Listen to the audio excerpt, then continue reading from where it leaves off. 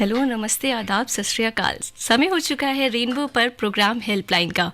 मैं सृजन आपके साथ हूँ और हमारे साथ हेल्पलाइन के गेस्ट आ चुके हैं। तो आपको पहले मैं अपना टॉपिक बताती हूँ, अपने गेस्ट से परिचय करवाते हैं और फिर करेंगे प्रोग्राम का आगाज़। How to establish your own startup. जी हाँ, बहुत इंपॉर्टेंट टॉपिक है आज का। अपना खुद का स्टार्टअप आप कैसे स्थापित कर सकते हैं। अगर आप यही सोच रहे हैं तो आपकी सोच को साकार करने के लिए सारे प्रश्नों के हल लेकर हमारे साथ स्टूडियो में उपस्थित हैं Shri Arvind Kumar, director general of software technology parks of India. जी हाँ, STPI के डायरेक्टर जनरल श्री अरविंद कुमार हमारे साथ स्टूडियो में है। सर, आपका प्रोग्राम में बहुत बहुत स्वागत है। धन्यवाद सृजन जी।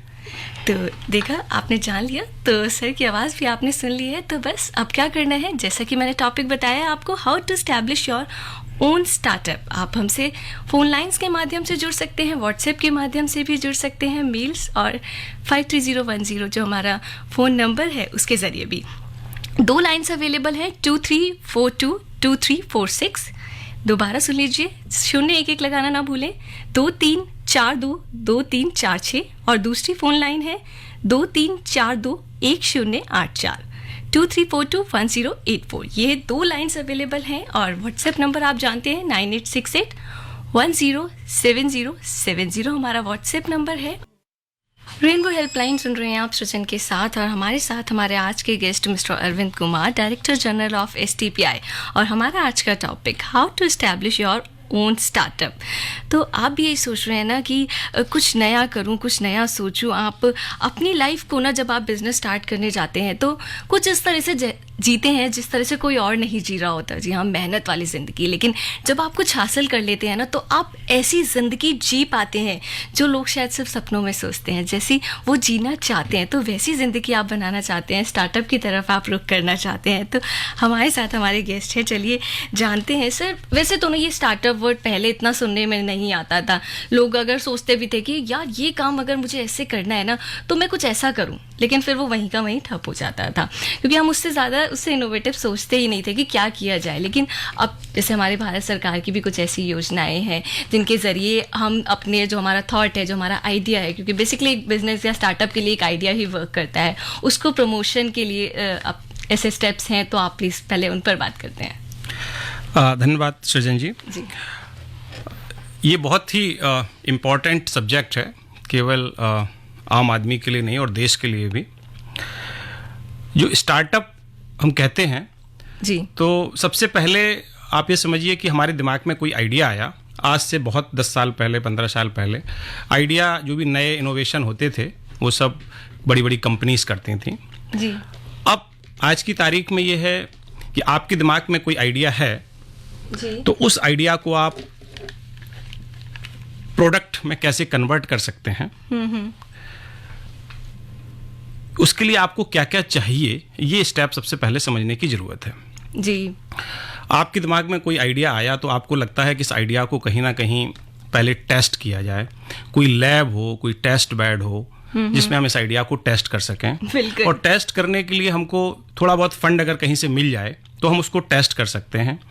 एक बार वो टेस्ट हो गया, उसका प्रोटोटाइप बन गया, फिर हमारे दिमाग में होता कुछ हमको और पैसा मिल जाए जिससे इसको हम मार्केट रेडी कर सकें जी। एक बार मार्केट रेडी हो गया, फिर आपको लगता है इसको हम कॉमर्शलाइज कर सकें, तो इसको हमें और भी पैसा चाहिए। तो ये आइडिया से लेके प्रोडक्ट तक की कई स्टेज होती हैं, जिसमें कई तरह की, एक तो फंडिंग की ज़रूरत होती है जी, दूसरा और भी चीज़ें ज़रूरत होती हैं। तो अब आज की डेट में जो पूरे देश में एनवायरनमेंट है, वो इन सब चीज़ों को बड़ा मॉड्यूलर तरीके से अवेलेबल है। कि फॉर एग्जाम्पल हमको कोई सीड फंड देने वाला है, जी जी, लैब बनाने वाला है, हम उसको इंक्यूबेटर बोलते हैं, जहाँ पे आप अपने आप को इंक्यूबेट कर सकते हैं। आप वहाँ पे जाके टेस्ट बेड बना सकते हैं, टेस्ट बेड बने हुए हैं, उसमें जाके आप टेस्ट कर सकते हैं। तो ये सब कुछ। जी सर, माफ़ कीजिए, मैं आपको थोड़ा सा रोकना चाहूँगी। सीड फंड के बारे में हम ज़रूर जानें, लेकिन हमारे एक लिसनर बहुत देर से हमारे साथ जुड़ना चाहते हैं। Hello hello. हाँ जी सर, हम आपको सुन पा रहे हैं। अपना परिचय दें और अपना आज का सवाल जो है, how to establish your own startup, अगर आपका रिलेटेड है तो प्लीज़। हेलो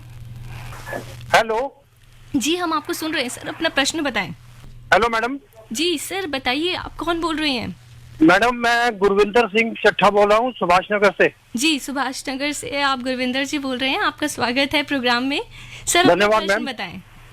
तो अरविंद जी को भी नमस्कार। नमस्कार नमस्कार। सर मेरा छोटा सा क्वेश्चन है कि अपना स्टार्टअप करना तो बड़ी अच्छी बात है, लेकिन किसी भी बिजनेस या सेक्टर में स्टार्टअप करने से पहले अगर शॉर्ट टर्म ट्रेनिंग ले ली जाए तो उससे जो इन्वेस्टमेंट डूबने का खतरा है वो कम हो सकता है या खत्म ही हो सकता है।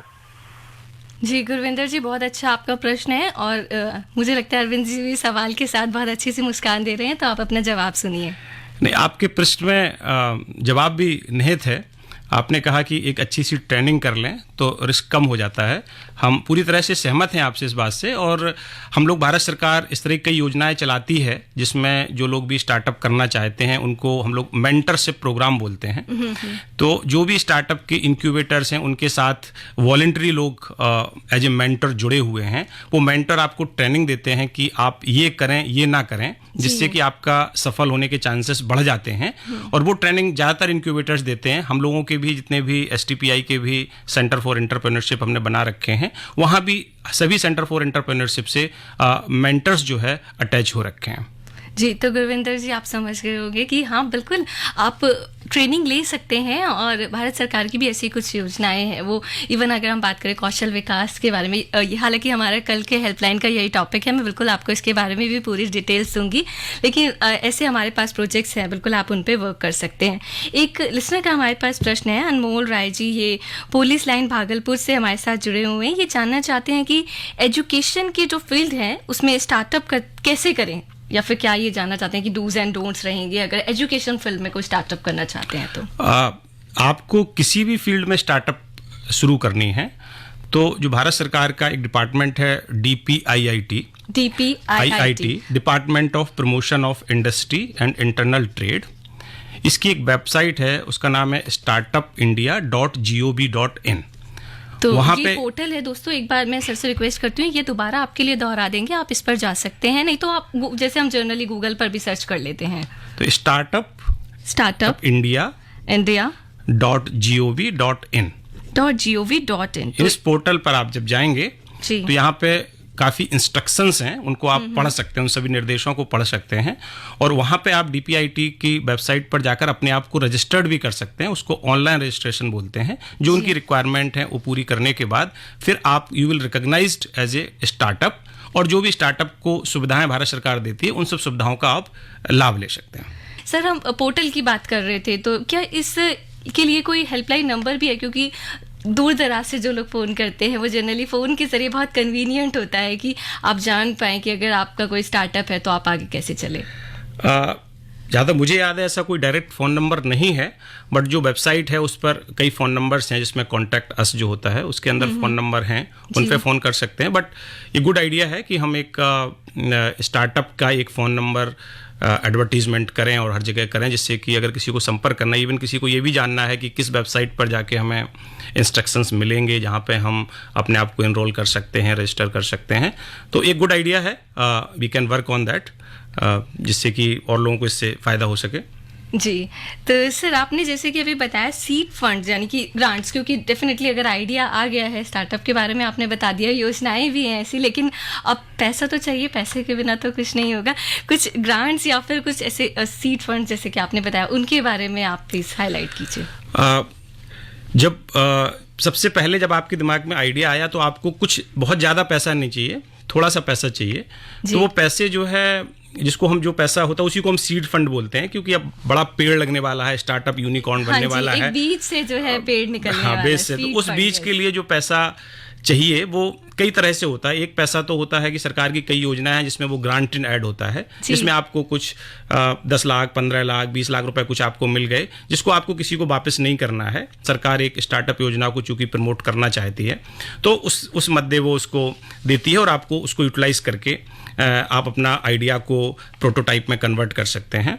दूसरे फंड इस तरह के भी होते हैं जहाँ पे भारत सरकार की जो डिपार्टमेंट्स हैं जो और अदर एजेंसीज़ हैं वो आपको फंड देने के बाद आपसे कुछ इक्विटी लेती हैं 1% से 2%, 3%। उसमें भी ये है कि अगर आपकी कंपनी बहुत आगे निकल गई तो आपका सरकार को भी उसे 1%, 2% मिल जाएगा। अगर कुछ ज़्यादा आप नहीं कर पाए तो उसमें भी आपका लॉस नहीं है। तो सरकार जो ये वाला रिस्क है, जो आप आइडिया से प्रोडक्ट बनाने में आपको जो पैसा चाहिए, जो आपका पैसे का रिस्क है, उसको सरकार काफ़ी अच्छे ढंग से केयर कर रही है। और कई डिपार्टमेंट कर रहे हैं। डिपार्टमेंट ऑफ बायोटेक्नोलॉजी की अपनी कुछ योजनाएं हैं, ministry of electronics and information technology की कुछ योजनाएं हैं, STPI की भी कुछ योजनाएं हैं, जिन योजनाओं में हम लोगों को पैसा देते हैं, एज ए फंड देते हैं, और उसके बदले में कुछ उनसे हम इक्विटी भी लेते हैं। जी सर, आपने कहा कि जैसे अच्छी रिकवरी, मतलब बोले कि इतनी हार्ड रिकवरी नहीं की जाती अगर पैसा डूब गया, लेकिन फिर ऐसे तो हर कोई ये सोचेगा कि चलो मेरे पास ये आइडिया है, क्योंकि ऐसी बहुत सारी हमारी सरकार प्रमोट भी करती है, तो चलिए मैं भी चल देता हूँ इस राह पर। ये बहुत अच्छा प्रश्न है, क्योंकि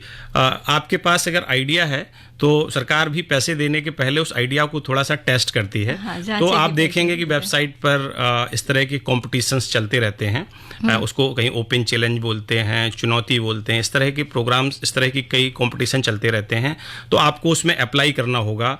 एक ज्यूरी होगी जो कि एक हाई लेवल की ज्यूरी होगी, जो उस सेक्टर्स के मास्टर्स हैं, और वो उस ज्यूरी डिसाइड करेगी कि इस आइडिया को आगे सरकार को बढ़ाना चाहिए, उस डिपार्टमेंट को बढ़ाना चाहिए। जब उनको उसमें कुछ मेरिट लगती है तभी सरकार उसको सीड फंड देती है। और अगर एक बार उनको लग रहा है कि बढ़ सकता है तो हमारे लिए ये भी है कि अगर 10 में से एक भी सफल हो गया तो हमारे लिए ठीक है, हमारा वर्क हैज बीन डन है, उनका भी आप जो है आप कर लेंगे कवर है। और अगर देश में अमृतकाल लाना है तो ये सब तो करना पड़ेगा। हाँ, वैसे भी हम आज़ादी का अमृत महोत्सव मना रहे हैं, तो इतना अमृत तो जैसे कि हमारी भारत सरकार की योजनाओं में है ही, लेकिन दोस्तों फिर भी आप ऐसे ना करें। अगर डेफिनेटली आप किसी आइडिया पे बहुत डेडिकेटली वर्क कर रहे हैं तभी आप अप्रोच करें, नहीं तो ऐसा ना हो क्योंकि आप कर रहे हैं और आप किसी और का मौका चुरा लें या खो दे। लेकिन ऐसा भी तो हो सकता है मेरे दिमाग का आइडिया पहले ही किसी के पास आ गया हो। इसको एक्चुअली आइडिया आ सकता है, आप आइडिया को तो ब्लॉक नहीं कर सकते। किसी के दिमाग का, सभी का दिमाग फर्टाइल होता है, लेकिन एक प्रोसेस होती है, उसको IPR कहते हैं, इंटेलेक्चुअल प्रॉपर्टी राइट्स। तो जैसे ही आपके दिमाग में कोई आइडिया आया और आपको लगता है कि आइडिया बहुत अच्छा है और एक स्टेज पे पहुंच के इसका कॉमर्शलाइजेशन हो सकता है, तो उसका IPR के लिए फाइलिंग जरूर करें पेटेंट ऑफिस में जाके। और एक बार अगर उस आइडिया का आपके नाम से रजिस्ट्रेशन हो गया तो फिर कोई अगर आइडिया वो लेके आता भी है तो आपको ही क्रेडिट मिलेगा, आपको ही रॉयल्टी मिलेगी। तो जब भी कोई आइडिया इस स्टेज में है कि आपको लगता है कि बहुत अच्छा आइडिया है, तो साथ साथ हम लोग जो है IPR पे भी उसको काम करना चाहिए, और सरकार उसमें भी मदद करती है। अगर ऐसा कोई आइडिया है तो हम लोगों की IPR की कंसल्टेशन के लिए लोग हमने रखे हुए हैं, टीम है, लीगल टीम भी है, जो आपको ये बताती है कि आप कैसे जल्दी कहाँ अप्लाई करें, कैसे अप्लाई करें, जिससे कि आपको जल्दी से जल्दी आपके आइडिया को IPR में कन्वर्ट किया जा सके। जी, IPR से रिलेटेड एक और प्रश्न मैं जानना चाहूँगी, लेकिन जान लेते हैं पहले अभी हमारे लिसनर्स क्या जानना चाहते हैं। हेलो जी सर, आप कौन बोल रहे हैं? सृजन राजपूत जी, नमस्कार। नमस्कार सर। मैं गोविंदर सिंह बोल रहा हूँ, न्यू दिल्ली 27 से। जी बोलिए गुरविंदर जी। मेरा सवाल सर से ये है कि हमारे जो युवा साथी है ना जी, वो अपना ओन सेटअप करें, अच्छा है, उनको रोजगार मिलेगा। जी बिल्कुल। लेकिन जो हमारे सीनियर सिटीजन्स हैं या पेंशनर्स हैं, क्या उनके लिए भी कोई स्कोप है? और दूसरा ये कि ये ओन स्टार्टअप शुरू करने से पहले कहीं रजिस्ट्रेशन भी करानी जरूरी है? जी नहीं, बहुत अच्छा प्रश्न है। एक तो ये जो दिमाग में है कि स्टार्टअप यंगस्टर्स ही चला सकते हैं, पेंशनर भी चला सकते हैं, ये स्टार्टअप आइडिया कभी भी किसी भी उम्र में आ सकता है, and age is just a number. Right, so startup young हो सकता है, बट आप यंग और ओल्ड दोनों हो सकते हैं। जी। तो ऐसा जरूरी नहीं है कि वो स्टार्टअप का आइडिया यंग के आदमी के दिमाग में ही आए, आपके अनुभव के आधार पर भी आपके पास कोई आइडिया आ सकता है। तो दोनों केस में ही उसको स्टार्टअप ही कहेंगे। रजिस्ट्रेशन की जहां तक जो आपने प्रश्न पूछा है, बहुत जरूरी प्रश्न है। लोगों को लगता है कि हमने नॉर्मल कंपनी बनाई है और स्टार्टअप बनाई है, दोनों में क्या डिफरेंस है, और हम क्यों उसको स्टार्टअप बोल रहे हैं। तो ये जानना बहुत जरूरी है कि जो DPIIT की हमने आपको बताया वेबसाइट है, स्टार्टअप इंडिया startupindia.gov.in, वहां पे आप जाके अपने आप को रजिस्टर्ड करा सकते हैं। और इस समय 6000 कंपनियों ने अपने आप को एज ए स्टार्टअप रजिस्टर्ड करा रखा है। उसका केवल स्टार्टअप रजिस्ट्रेशन कराने के आपको कई फायदे हैं। फॉर एग्जांपल, आपको जैसे लेबर लॉज हैं, तो लेबर लॉज में आपको सेल्फ सर्टिफिकेशन देना है, आपको लेबर लॉज में जाके वहाँ पे कंप्लायंस नहीं लेनी है, कुछ इन्वायरमेंटल के लॉ हैं उनमें आपको सेल्फ कंप्लायंस देनी है, आपको कुछ इनकम टैक्स में छूट भी मिलती है। तो ये जब आप वहाँ पे रजिस्ट्रेशन करा लेते हैं जी स्टार्टअप, बट उसके लिए कुछ कंडीशंस हैं कि आपकी कंपनी 10 साल से ज़्यादा की नहीं होनी चाहिए, लास्ट 3 ईयर्स में 100 करोड़ से ज़्यादा का टर्नओवर नहीं होना चाहिए। तो अगर आप उस सब कंडीशंस को फुलफिल करते हैं तो आपको DPIIT की वेबसाइट पर जाकर जरूर रजिस्टर कराना चाहिए, और जो भी स्टार्टअप के लिए स्कीम्स हैं भारत सरकार की, उनका एडवांटेज जरूर लेना चाहिए। जी, तो मुझे लगता है गुरविंदर जी आपको बहुत अच्छे से आंसर मिल गया होगा। Thank you madam. जी, तो लिसनर्स आपको मैं एक बार फिर से बता दूं, 9868107070 हमारा व्हाट्सएप नंबर है, और 2 फ़ोन लाइंस अवेलेबल है, 2342-2346, 2342-1084, और दोनों के लिए 011 जो दिल्ली का STD कोड है आपको लगाना है। हमारी मेल ID है rainbow102.6 fm@gmail.com। तो 3-4 जरिए हैं हम तक पहुंचने के, और मैं तो हुई ना आपके मन की बात जान लेती हूँ। तो मैं एक बार ये पूछना चाहूँगी सर, IPR की आपने बात की, लेकिन IPR is working for all over, मतलब अगर कोई आइडिया है वो इंडिया में मैं हूँ मेरे दिमाग में आया, लेकिन ऑल ओवर द वर्ल्ड कोई और भी उस आइडिया पे काम कर रहा है, क्योंकि आपने बताया जिसको पहले आएगा। तो क्या ये रिफाइनरी सिस्टम जो है वो सिर्फ इंडिया के लेवल पे वर्क कर रहा है या ऑल ओवर वर्क कर रहा है? नहीं, ऑल ओवर वर्ल्ड काम करता है। तो जब आप IPR के लिए इंडिया में या किसी भी कंट्री में रजिस्ट्रेशन के लिए अप्लाई करती हैं, तो जो समय लगता है उस समय सिर्फ इसीलिए लगता है कि उस IPR के ऑफिसर जिसको आपको रजिस्टर्ड करना है जी, जिसको राइट्स आपको देने हैं, वो ये चेक करता है कि दुनिया में कहीं और सेम आइडिया को रजिस्ट्रेशन तो नहीं किया जा चुका है, कहीं राइट क्रिएट तो नहीं हो चुके। अगर हो चुके हैं तो आपको बाकायदा इन्फॉर्म किया जाता है कि ये जो आपका आइडिया है इसका ऑलरेडी IPR फला कंट्री में फला आदमी के नाम से हो चुका है, तब उसको आप नहीं करा सकते। तो ये इंटरनेशनल फिनोमेना है IPR का। जी, तो ऐसे वैसे बहुत से प्लेटफॉर्म्स भी हैं जहाँ से आप करवा सकते हैं अपने लिए फाइनेंस, लेकिन 1-2 स्कीम्स और आप बताना चाहें जिनके जरिए हम फंड क्रिएट कर सकते हैं? स्कीम तो जैसे अगर आप टेक्नोलॉजी के क्षेत्र में आपका आइडिया है जी, तो ministry of electronics information technology की स्कीम है, जिसमें एक हमारी स्कीम STPI जो हम लोग करते हैं, उसमें एक स्कीम है, इसका नाम है NGIS, next generation incubation scheme. Incubation का मतलब होता है स्पेस जहाँ पे आप अपना रिसर्च कर सकते हैं, जहाँ पे लैब होती है। उस स्कीम का बेसिक पर्पस ये था भारत सरकार का कि जो Tier 2 Tier 3 सिटीज़ हैं, मतलब अदर देन Tier 1 सिटीज़, वहाँ पे स्टार्टअप कल्चर आए, वहाँ पे लोग इनोवेट करें, वहाँ पे नई कंपनीज बने। ये सब जो आइडिया था उसके लिए भारत सरकार ने NGIS की स्कीम लाई। इसमें हम लोग स्टार्टिंग में, अगर आपका बहुत प्री आइडिएशन स्टेज पे हैं, तो हम 30,000 रुपये महीने 6 महीने तक एक स्टाइपेंड टाइप का देते हैं, जिससे कि आप थोड़ा सा उसको आइडिया स्टेज में ला सकें। उसके बाद हम लोग 25 लाख रुपए का ग्रांट देते हैं। ग्रांट नहीं है वो, बेसिकली फंड देते हैं। उस फंड के बदले हम डिपेंडिंग ऑन कि आपका उस समय वैल्यूएशन क्या है, 1 से 3% की इक्विटी भी लेते हैं। और उस 25 लाख के बाद हम आपको पूरा, ये केवल जो हम 1 से 3% की इक्विटी लेते हैं केवल पैसे के लिए नहीं है, इसमें हम आपको बहुत कुछ प्रोवाइड करते हैं। हम आपको लैब की इक्विपमेंट प्रोवाइड करते हैं, उस फील्ड जिस फील्ड में गाइडेंस देते हैं। वेंटर्स होते हैं जो, मतलब अगर आप फिनटेक में अगर आपका कोई प्रोडक्ट है, तो जो फिनटेक के इंडिया में अथॉरिटी हैं वो आपको गाइड करेंगे, वो आपको वीकली मिलेंगे, वो आपको ये बताएंगे कि नहीं आपको ये नहीं करना है, इस तरह से प्रोडक्ट कॉमर्शलाइज नहीं हो सकता। जो भी डूज एंड डोंट्स हैं आपके टॉपिक से रिलेटेड, आपके आइडिया से रिलेटेड, अगर वो पहले से हैं तो वो आपको मिल जाएंगे। तो एक लिसनर एक और हमारे साथ हैं सर, जान लेते हैं ये क्या पूछना चाहते हैं। हेलो हेलो जी, आप कौन बोल रहे हैं? मैं ओविक दास बोल रहा हूँ। जी बोलिए। मैं वेस्ट बंगाल से हूँ। मैं रायगंज से वेस्ट बंगाल। जी, मेरा एक बिजनेस के प्रॉब्लम के बारे में बात करना है। जी बताइए। मैं एक शू शॉप खोलना चाहता हूँ। हाँ, शू शॉप, जूतों की दुकान। हाँ, खोलना चाहता हूँ।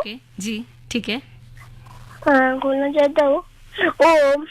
मुझको ओपनिंग कैसे करे शू शॉप? जी, तो ओविक पहले क्या मुझे आप अपनी एज बताएंगे, क्योंकि मुझे लग रहा है आप बहुत छोटे हैं, और वैसे आइडिया की कोई उम्र नहीं होती, लेकिन फिर भी मैं जानना चाहूंगी। मैं 25 साल है मेरा। मेरा बोला का वॉइस ऐसा है। ओके ओके ठीक है, तो आप अपना आंसर आपका सर बताएंगे, आप सुनिए। ये जो दुकान खोलना है बेटे, ये तो एक तरह से ट्रेडिंग हो गई, ये मतलब कोई ऐसा इनोवेटिव आइडिया नहीं है जी। यहाँ हम थोड़ा सा मोटिवेट कर लेते हैं, मॉडिफाई कर देते हैं कि एक बेसिकली एक नई कंपनी खोलने में और एक न्यू स्टार्टअप करने में क्या डिफरेंस है। यहाँ हमारी बात भी हो जाएगी और ओविक को उनका आंसर भी मिल जाएगा। राइट।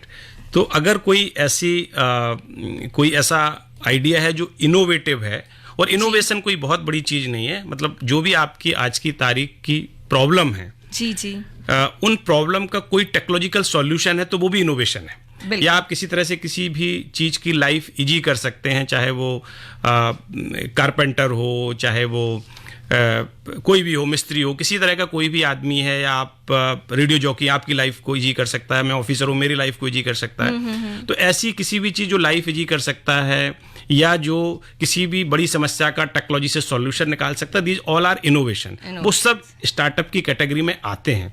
लेकिन प्योर ट्रेडिंग, अगर आप जो शूज़ की दुकान खोलना चाहते हैं, अगर आप कोई ऐसी टेक्नोलॉजी रिसर्च करते हैं और कहते हैं कि इससे टेक्नोलॉजी में घुटनों का दर्द नहीं होगा, और उसकी आप दुकान खोलना चाहे, कुछ आप थोड़ा सा नया लेके आए और उसकी आप दुकान खोलना चाहते हैं, तो दुकान खोलने के पहले जो आपके शूज के लिए आपको इनोवेशन करना है कि उसमें आप ऐसी क्या चीज लगा रहे हैं, और उसको टेस्ट करते हैं कि उससे घुटनों में आपके दर्द नहीं होगा, तो उस आइडिया के लिए भारत सरकार आपको जरूर सपोर्ट करेगी और उसके लिए आपको फंड भी मिलेगा। उसको आपको लोग टेस्ट करने के लिए भी मिलेंगे कि जिनके घुटनों में दर्द होता है वो आपके पास आएंगे, बताएंगे आप कैसे ठीक कर सकते हैं। तो ये वो आइडिया है, उसके लिए स्टार्टअप खोली जा सकती है। प्योरली ट्रेडिंग करने के लिए जो आपने शूज कहीं जगह बड़ी कंपनी से लेके आए और आप बेच रहे हैं, ये स्टार्टअप की कैटेगरी में फाइल नहीं कर, ये हाँ। तो देखिए, जैसे श्रोताओं, जैसे कि अरविंद जी ने बताया कि किसी न्यू कंपनी को खोलना, कि हाँ ये चलता चलाता बिजनेस हमने किसी और का भी देखा है और अब हम खुद भी खोलना चाहते हैं, तो ये जो है ना, ये थोड़ा डिफरेंट है, नया काम और पुराने काम। लेकिन जो एक न्यू स्टार्टअप है, एक न्यू आइडिया इज इनोवेशन जो आज तक नहीं हुआ, ये प्रॉब्लम चलती आ रही है, आप भी फेस कर रहे हैं, आपने देखा कि इसको ऐसे सॉल्यूशन इसका दिया जा सकता है, then you create a startup is a startup. चलिए यहाँ पर हम एक म्यूजिकल ब्रेक ले लेते हैं, और म्यूजिकल ब्रेक पे जाने से पहले मैं अपनी फ़ोन लाइंस, अपने जो मैसेज नंबर है वो आपके लिए एक बार फिर से दोहरा देती हूँ। 9868107070 हमारा व्हाट्सएप नंबर, 53010 हमारा मैसेज नंबर, और मेल ID rainbow102.6fm@gmail.com। तो दो फ़ोन लाइन्स अवेलेबल है, 23422346, 23421084। And again I request you all कि हमारे टॉपिक्स रिलेटेड ही प्रश्न हम तक पहुंचाएं। टॉपिक इस आकाशवाणी FM रेनबो सुन रहे हैं आप 102.6 की फ्रिक्वेंसी पर, और रेनबो हेल्पलाइन में आज का विषय how to establish your own startup. And हमारे साथ हमारे आज के एक्सपर्ट आप हैं mister Arvind Kumar, director general STPI, और मैं सृजन आपके साथ हूँ। सर, ये गाना था, आपने सुना होगा, सुई धागा से चाव लागा, और चाव मुझे लगता है, क्या लगता है कि मैं कुछ नया कर लूँ, कुछ नया खोल लूँ, स्टार्टअप कर लूँ। तो जब स्टार्टअप कर लेते हैं ना, तो एक रिस्क फैक्टर है ना, कि हमारा कुछ अच्छा होगा या कुछ नहीं होगा। तो इसके बारे में आप क्या कहना चाहेंगे? जैसे हमने शुरुआत में कहा कि किसी भी बिजनेस में रिस्क है जी। सरकार और हम लोग जो है कोशिश करते हैं कि इतना रिस्क आपका कम से कम कर सकें। जी बिल्कुल। रिस्क तो एक होता है कि आपको अनुभव नहीं होता है जी। तो इसीलिए हमने बताया कि आज की तारीख में जो भारत सरकार की स्टार्टअप की योजनाएं हैं जी, उन योजनाओं में कई मॉड्यूल्स हो गए हैं। एक मॉड्यूल हो गया है कि जिसमें आपको वर्चुअल फंड चाहिए जी, आपको जो VCs हैं आपके वेंचर कैपिटल्स हैं जी, वो आपको फंड दे सकें, ठीक है, आपका मेंटरशिप हो सके, आपको स्टार्टिंग में सीड फंड में, ये सब अलग अलग मॉड्यूल बन गए। पहले एक बड़ी कंपनी के पास ये सब फैसिलिटीज होती थी, सिर्फ वहां पे नए इनोवेशंस होते थे। अब आपके पास सिर्फ आइडिया है, एक आदमी आपको मेंटर करने के लिए तैयार बैठा हुआ है, एक आदमी आपको सीड फंड देने के लिए बैठा हुआ है, एक आदमी अगर आपको गो टू मार्केट के लिए बड़ा लंबा पैसा देने के लिए बैठा हुआ है। तो ये सब मॉड्यूल्स मिलके एक स्टार्टअप का इकोसिस्टम इस देश में क्रिएट हो गया है। जी जी। नेचुरली कोई भी स्टार्टअप जब आप शुरू करते हैं, कोई भी नए आइडिया को आप प्रोडक्ट तक लेके जाते हैं, रिस्क इन्वॉल्व होता है, बट रिस्क मैं आप अगर फेल भी हो गए तो यहाँ पे जब स्टार्टअप में आप फेल होते हैं तो आपका अनुभव बहुत हो जाता है, आप सीखते बहुत हैं। असफलताओं से हम ज्यादा सीखते हैं। असफलताओं से हम ज्यादा सीखते हैं। तो अगर आपके पास आप 3 से 4 आपने आइडियाज लिए जिसमें आप असफल हो गए तो 5वें में आप जरूर सक्सेस होंगे, क्योंकि आपकी अपनी खुद की लर्निंग है। और जो लोग असफल हुए हैं, सफल हुए हैं, उनके साथ आप रेगुलर टच में हैं। तो इस तरह से ओवरऑल सिस्टम में हम आपके रिस्क को कम कर रहे हैं। रिस्क को 100% तो मिटिगेट नहीं किया सकता, मतलब 0 तो आप नहीं कर सकते। जी जी। इसलिए जब भी आप किसी आइडिया कोई प्रोडक्ट के स्टेज पे लाएं तो ऐसा नहीं है कि आपके पास पूरा घर का पैसा आपने एक बार लगा दिया और आप फेल हो गए, फिर आप कहीं के नहीं रह गए। तो नेचुरली आपको एक प्लानिंग करनी पड़ेगी कि ठीक है, इतना पैसा मैं लगाता हूं, इतना पैसा मैं बैंक से लूंगा, इतना भारत सरकार की कोई सब्सिडी से लूंगा, ये हम ग्रांट लेंगे। लेकिन उसके लिए आपको पूरी जानकारी होना बहुत जरूरी है। तो सबसे पहले आपको एक इंटरनेट पर बैठ के सर्च करना चाहिए कि कौन सा डिपार्टमेंट कौन सी योजना के तहत हमको हमारा कहाँ फिट होता है हमारा आइडिया। अगर आपका साइंस से जुड़ा है तो आप उसी लाइन के जो एडमिनिस्ट्रेशन हैं, जो डिपार्टमेंट्स हैं, वहां जाएं। और अगर आपका एग्रीकल्चर से जुड़ा है तो आप कृषि मंत्रालय जो है आप वहां संपर्क कीजिए। मतलब जिस भी फील्ड में आपको जाना है वहां के जो डेजिग्नेशन है, जो ऑर्गेनाइजेशन है, वहां का आप रुख कीजिए। हाँ, सही आदमी से इवोल्यूशन भी कराएं। जी बिल्कुल, सही तक पहुंचना बहुत जरूरी है। बिल्कुल बिल्कुल। तो और मुझे ये भी लगता है ना कि स्टार्टिंग में ये नहीं सोच लेना चाहिए कि आज मैंने न्यू स्टार्टअप किया और फर्स्ट मंथ जो मेरे बिजनेस का रेवेन्यू है वो बिल्कुल हाई चला जाएगा, प्रॉफिट आ जाएगा मेरे पास, है ना। थोड़ा सा लेके चलना चाहिए कि हमें लॉस भी हो सकता है। हाँ, ऐसा बहुत जरूरी है समझना कि जब कोई आइडिया से लेके प्रोडक्ट बनने की बहुत बड़ी साइकिल होती है और पहले दिन से ही आप प्रॉफिट नहीं कमा सकते हैं और कॉमर्शलाइज होने में समय लगता है। तो थोड़ा सा पेशेंस बहुत जरूरी है। बिल्कुल, पेशेंस, परसिस्टेंस, ये सब ऐसे शब्द हैं। 3P रूल, हाँ जी, एक ये है भी कि आपको धीरज, पेशेंस रखने की जरूरत है, जिद, आप में परसिस्टेंस जो है वो बहुत अच्छा होना चाहिए और जुनून, पैशन तो होने चाहिए काम के प्रति अपने। और ये गाना मैं आपको सुनाऊंगी कि दिल बहुत जिद्दी है, लेकिन पहले हम अपनी बात पूरी कर लेते हैं। सर, आपको लगता है कि कोई ऐसी बात, कोई क्वेश्चन जो अभी तक निकल कर नहीं आया है, आप बताना चाहें उसके बारे में? यही हम एट द मोस्ट बता सकते हैं कि अगर आपको सबसे पहले कहाँ अप्रोच करना चाहिए, अगर आपके पास कोई आइडिया है तो मैं यही सजेस्ट करूंगा कि सबसे पहले आप startup.india.gov.in पर जाएं। ठीक है। और अपने आप को एज ए स्टार्टअप रजिस्टर्ड करा लें। एक बार रजिस्टर कराने के बाद फिर आप ये देखें कि आपका आइडिया किस फील्ड से रिलेटेड है। कि बहुत ढेर सारे जो सेंटर फॉर एंटरप्रेन्योरशिप जो स्टार्टअप के आइडियाज के हैं वो बड़ा डोमेन स्पेसिफिक हैं। जैसे हमारा जो चेन्नई में है वो फिनटेक को लेके, तो अगर आपका आइडिया कुछ फाइनेंशियल सॉल्यूशन, फाइनेंस में कुछ टेक्नोलॉजी लाने का है तो आपको चेन्नई वाले ऑफिस में संपर्क करना चाहिए। आपका कुछ मेडिकल प्रॉब्लम को दूर करने का है तो मेडटेक का जो हमारा सेंटर फॉर एंटरप्रेन्योरशिप है वो लखनऊ में है। आपका आर्टिफिशियल इंटेलिजेंस को लेके है तो हमारा मोहाली में है। इस तरह से तो आपका सही जगह पर पहुंचना अपने स्टार्टअप को आगे बढ़ाने के लिए बहुत ज्यादा जरूरी है। सही लोगों से संपर्क में आना, सही मेंटरशिप लेना, ये बहुत जरूरी। ये नहीं सोचना चाहिए कि मुझे सब कुछ आता है, क्योंकि बहुत चीजें ऐसी होती हैं जो आप अनुभव से सीखते हैं और वो अनुभव आपको वही लोग दे सकते हैं जो उस क्षेत्र के, उस फील्ड के अच्छे लोग हैं, तपस्वी लोग हैं, जिन्होंने बहुत कुछ उस फील्ड के लिए किया हुआ है। जी सर, ई बिजनेस में जो न्यू स्टार्टअप्स होते हैं, क्योंकि डेफिनेटली ऑनलाइन बिजनेस, ई बिजनेस जो है वो बहुत वाइड स्टेज पर आ चुके हैं, तो ई बिजनेस में जो न्यू स्टार्टअप होते हैं उन्हें क्या क्या डूज एंड डोंट्स जो उनके लिए स्पेसिफाई हैं वो बताइए आप प्लीज। ई बिजनेस देखो, ये कैसा है कि आज की डेट में हर आदमी ऐप बना सकता है। मतलब ऐप बनाना, सब ओपन एपीआई से अवेलेबल हैं, आपने सबको जोड़ा और आपने ऐप बना ली। जी, आजकल तो हम ये भी सुनते हैं कि छोटे छोटे बच्चों ने कई ऐसी इनोवेटिव एप्स बनाई हैं। हमेशा जब भी हम किसी चीज की ऐप बनाने की कोशिश करें तो हमें यह देखना चाहिए कि हमारी उसमें यूएसपी क्या है, लोग उस ऐप को क्यों डाउनलोड करेंगे। तो जो यूएसपी जब तक आप अपनी ऐप का लेके नहीं चलेंगे, चाहे वो ट्रैवल से लेके हो, चाहे वो टूरिज्म में लेके हो, चाहे वो मेडिकल की प्रॉब्लम हो, चाहे वो फिजियोथेरेपी की प्रॉब्लम हो, कोई भी दुनिया की कोई भी आप उस तरह की आपको पता चलेगा कि उस तरह की ऑलरेडी ऐप है। जी जी, ठीक है। ऐप का जो बहुत बड़ा एक रेवोल्यूशन हुआ है, हर आदमी ऐप बना के बैठा हुआ है। तो सबसे पहले तो ये है कि ऐप पहले दिन से परफेक्ट नहीं हो सकती, लेकिन आइडिया कोई ना कोई ऐसा होना चाहिए जो यूनिक है। मतलब आप कोई और ऐप ऑफर नहीं कर रही है, why should I download it, मतलब ये question you should ask from yourself.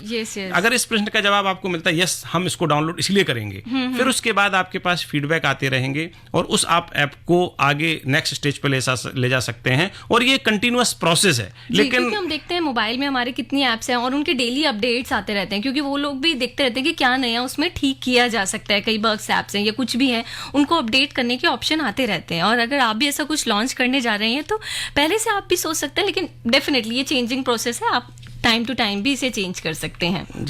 Ji sir, एक और क्वेश्चन, जैसे कि आपने सवाल की बात की, पता है कोई भी नया बिजनेस कोई पूछे तो हम लोग क्या करते हैं ऑनलाइन, जैसे कि आपने कहा ठीक है आप सर्च कीजिए, हमने स्टार्टअप वगैरह के बारे में सर्च कर लिया, लेकिन सबसे भी पूछ रहे हैं कि बताओ मैं ये करने जा रहा हूँ, मैं क्या करूँ, मैं सबसे पूछ रही हूँ, लेकिन हम क्या करते हैं, हम अपने आप से नहीं पूछते हैं, है ना, कि अपने आप से जो सवाल कर लेने चाहिए किसी स्टार्टअप को शुरू करने से पहले, वो क्या होने चाहिए?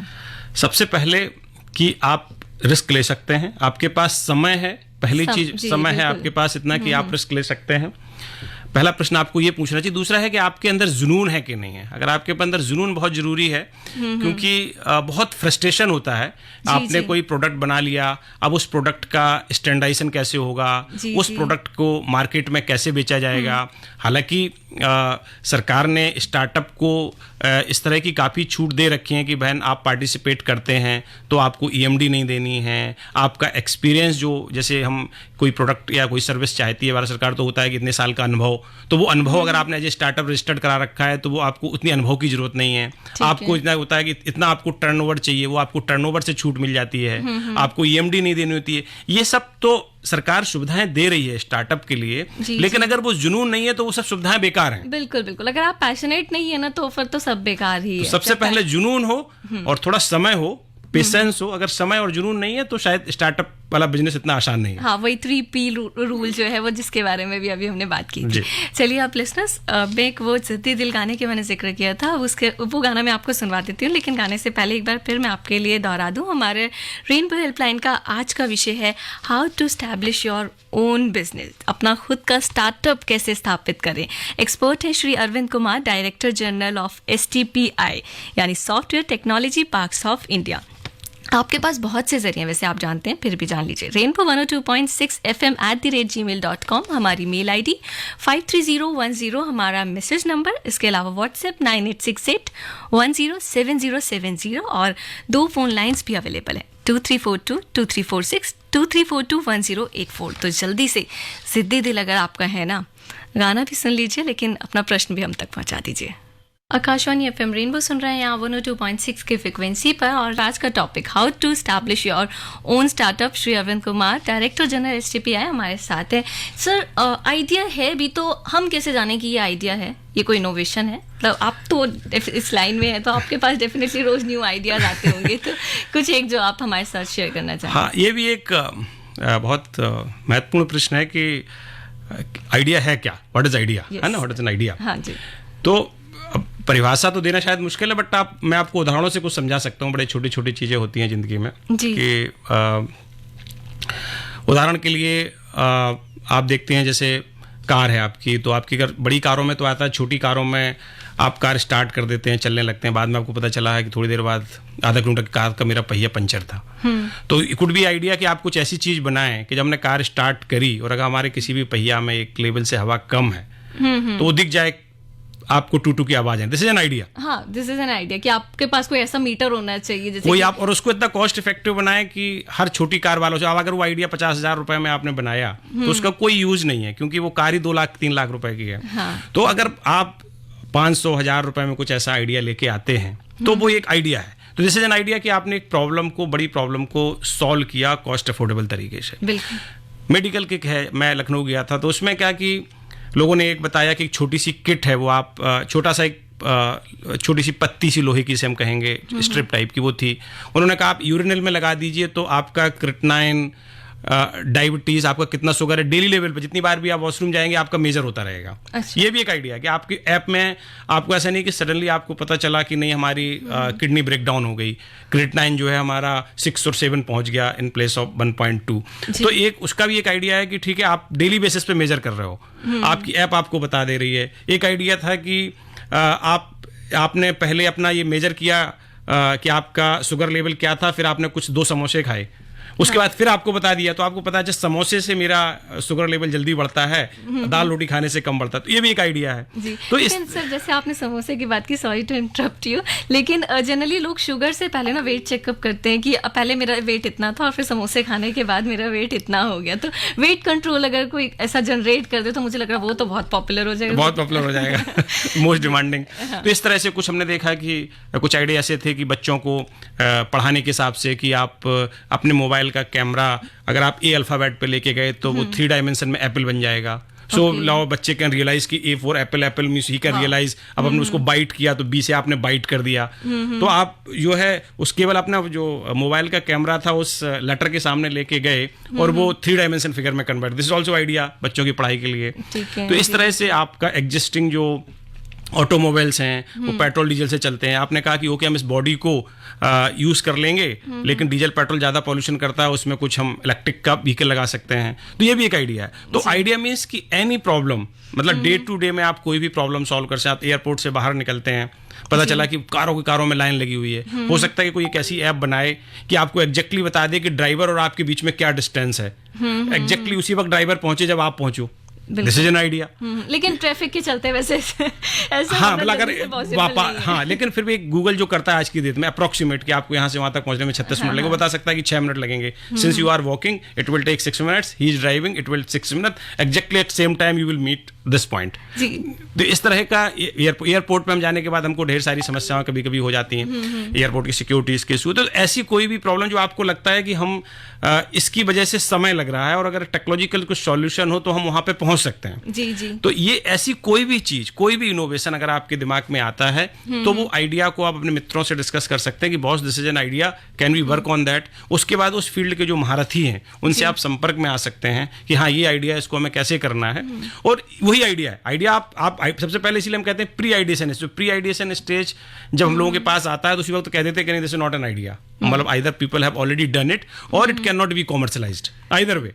तो ये आइडिया को अगर आपके दिमाग में कुछ भी आइडिया है उसको आप पहले दोस्तों के साथ टेस्ट करिए, फिर उस फील्ड के जो लोग उनके साथ टेस्ट करिए, फिर जो आपके आजकल ओपन चैलेंज होते रहते हैं उनमें पार्टिसिपेट करिए। आपका आइडिया होगा तो वो आगे बढ़ता रहेगा और आपको फंडिंग मिलती रहेगी। जी, लेकिन सर एक क्वेश्चन यहाँ पे ये भी मैं पूछना चाहूंगी, सपोज मैंने किसी ऑर्गेनाइजेशन के किसी पर्सन से जो है अपना आइडिया डिस्कस कर लिया और उसने बोल दिया कि नहीं ये वर्क नहीं करेगा, ठीक है, मैंने उसका रजिस्ट्रेशन नहीं कराया, मैंने ड्रॉप कर दिया। लेकिन जिस पर्सन को मैंने आइडिया बताया था वो सोचे कि चलो आइडिया तो उसका बहुत अच्छा था, हाँ मैंने उसे भगा दिया, लेकिन उस आइडिया पे अब मैं काम कर लेता हूँ।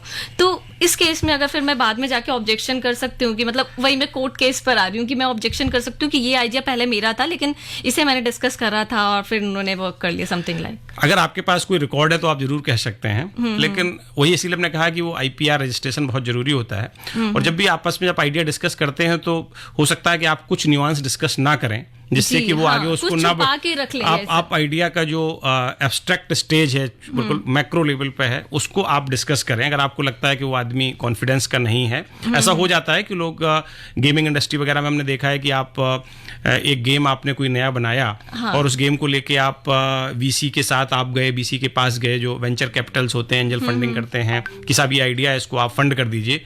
पता चला कि वो जो वेंचर कैपिटल फंड थे they are already funding to somebody और उसको बोला कि यार ये वाला गेम लेके आया था। तो ये सब चीजें तो चलती रहती हैं, ये मतलब this is a part of life. लेकिन फिर भी हमें सतर्क रह के कि जब हम आइडिया दे रहे हैं और फिर लेकिन मैंने देखा कि जिसका जो आइडिया होता है एक्चुअली उसने ही उस पर उतना सोचा हुआ होता है, उसी आइडिया को आगे कोई बढ़ा सकता है। मतलब आप नकल हमेशा होती है पर बराबरी कभी नहीं वाली बात है। सो आप कॉपी तो कर सकते हैं उसको आइडिया को, बट एक स्टेज के बाद आपको पता नहीं होगा कि हमने आगे क्या सोचा था उसके लिए। तो कहीं ना कहीं आप रुक जाओगे। वही नकल के लिए अकल तो चाहिए, नकल के लिए अकल तो चाहिए और जिसके माइंड का ये निकल कर आया है तो वही ज्यादा बेटर कर सकता है। लेकिन सर आपसे थोड़ी सी शिकायत है, आपने बहुत सारे आइडियाज बताए कि हाँ भाई ये इंजीनियर कोई है वो कर लेगा, कोई मेडिकल लाइन का है वो कर लेगा, लेकिन being a house person, being a house wife और बीइंग अ लेडी अगर मैं कुछ सोच रही हूँ तो मैं कैसे वर्क करूँ, मतलब मेरे लिए क्या सजेशन रहेगा? तो मैंने आपको सबसे पहले आइडिया दिया कि आप ऐसे शूज बनाइए पैरों में दर्द ना हो। ये तो एकदम प्योर हाउसवाइफ की प्रॉब्लम है सभी हाउसवाइफ के घुटनों में दर्द मिलेगा, बाकी कुछ हो या ना हो। तो किसी की पीठ में दर्द, किसी घुटनों में दर्द, तो आप इस अनुभव से कि नहीं ये घुटनों में दर्द होता है, कैसे होता है, कब नहीं होता है, किस स्टेज में होता है, इस पे भी आप कुछ एक ऐप बना सकती हैं कि आप ऐसा करें ऐसा ना करें। अपने अनुभव के बेस पे भी एक ऐप बना सकती हैं, फिजियोथेरेपी की आप ऐप बना सकती हैं। तो हाउसवाइफ्स के पास भी बहुत आइडियाज़ होते हैं। कुकिंग में कोई आप नया आइडिया दे सकती हैं कि आप इस तरह से कुक करेंगे तो ये बहुत अच्छा हो जाएगा। तो आइडियाज़ तो बल्कि उनके हाउसवाइफ्स का मुझे लगता है ज़्यादा आइडियाज़ होते हैं, बट ओनली थिंग कि वो आइडिया प्रोडक्ट में कन्वर्ट नहीं होते हैं।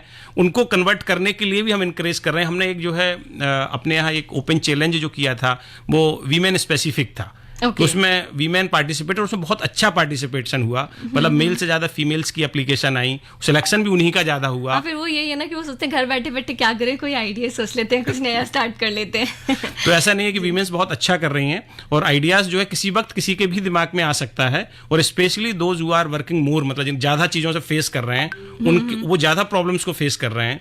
तो जब वो ज्यादा प्रॉब्लम्स को फेस कर रहे हैं तो उनके पास सॉल्यूशंस भी ज्यादा होंगे, और वो सॉल्यूशंस जो है इनोवेशंस है। बिल्कुल सर, कोई लास्ट मैसेज जो आप हमारे लिसनर्स को देना चाहेंगे? हम यही कहना चाहेंगे कि ये जो आप यंगस्टर्स जो भी आज की तारीख में हैं, वो स्टार्टअप के बारे में ज़रूर सोचें, मतलब बजाय एम्प्लॉय बनने के एम्प्लॉयमेंट क्रिएट करने की, एम्प्लॉयर बनने की कोशिश करें। और आइडिया कोई बहुत बड़ी चीज़ नहीं है, आपके दिमाग में ज़रूर आइडिया होगा, और आप सभी स्टेज पे जैसे भी है लोगों से संपर्क में रहें, और अपना जो आपका ड्रीम है, अब हिंदुस्तान मतलब हमारा देश इस स्थिति में आ गया है कि हम अपने सपनों को पूरा करें। और हमारा देश मतलब जो हम आत्मनिर्भर भारत की बात कर रहे हैं वो तभी होगा जब आइडिया से लेके उस आइडिया का IPR, उस आइडिया की टेक्नोलॉजी, उस आइडिया का प्रोडक्ट सब कुछ हमारा होगा। तभी रियली हमारा जो है हम कहते हैं कि अमृत काल होगा। अमृत का मतलब आपको अमृत मिल गया, विच मीन्स कि आप आजीवन अब आपको अजर और अमर हो गए। और अजर और अमर होने के लिए आप सेल्फ रिलायंट होना बहुत जरूरी है, आत्मनिर्भर होना बहुत जरूरी है। और आत्मनिर्भर तभी होंगे जब आपका सब कुछ हो, और आप IPR से technology, product, manufacturing, everything is yours. और जो लोगों को लगता है कि इंफ्रास्ट्रक्चर मीन्स रोड और रेलवेज, फ्लाईओवर, वो नहीं है।